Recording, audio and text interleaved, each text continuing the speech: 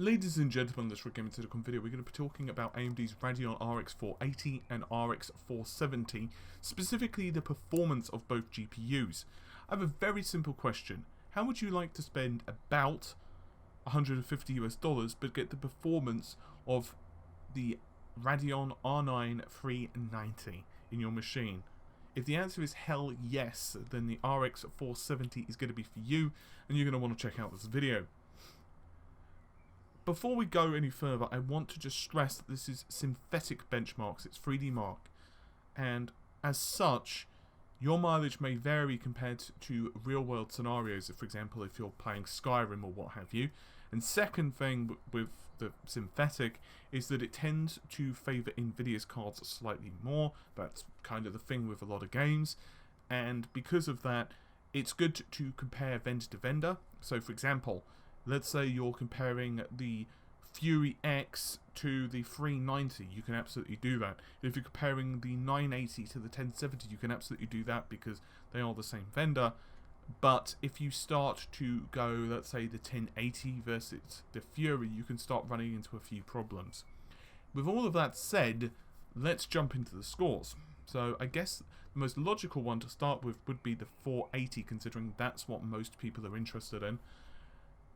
There are two scores we're going to really focus on, the Firestrike Extreme and Ultra, and then we'll move on to Crossfire scores later on in the video. So 5708 is what you can get with Firestrike Extreme, 2889 is Ultra.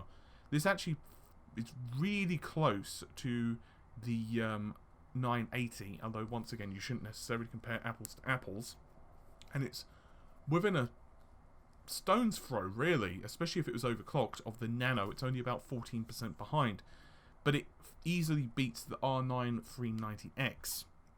Now once again, I'm not encouraging you here to rush out and pre-order, because ultimately it's always good to wait for real benchmarks when the cards are officially available, but still. What about the RX 470? Well, there are a couple of scores. The average is about 13,300, whereas the highest score is about 16,100. Now, this means that with slight overclocking, you can start looking at the performance of the R9 390, but it's only $150 and is gobbling up less than, or about 150 watts TDP. That's absolutely just crazy to me.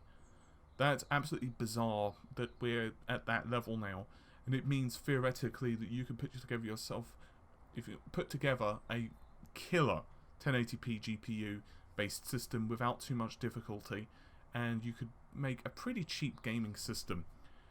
Now, what about Crossfire / SLI performance?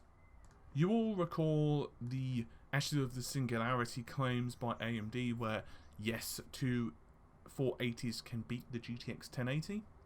Well, according to these leaks, then yes, they can.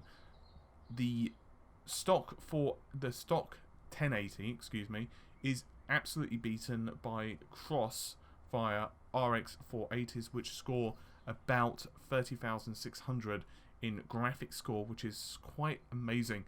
Now, before everyone rushes out, buys two RX 480s rather than going the 1080 route, I'd just like to point out that typically I would still prefer a single GPU. I think in a lot of applications it's just easier, it's a lot simpler, you don't have to worry about patches or crappy Crossfire performance or SLI performance.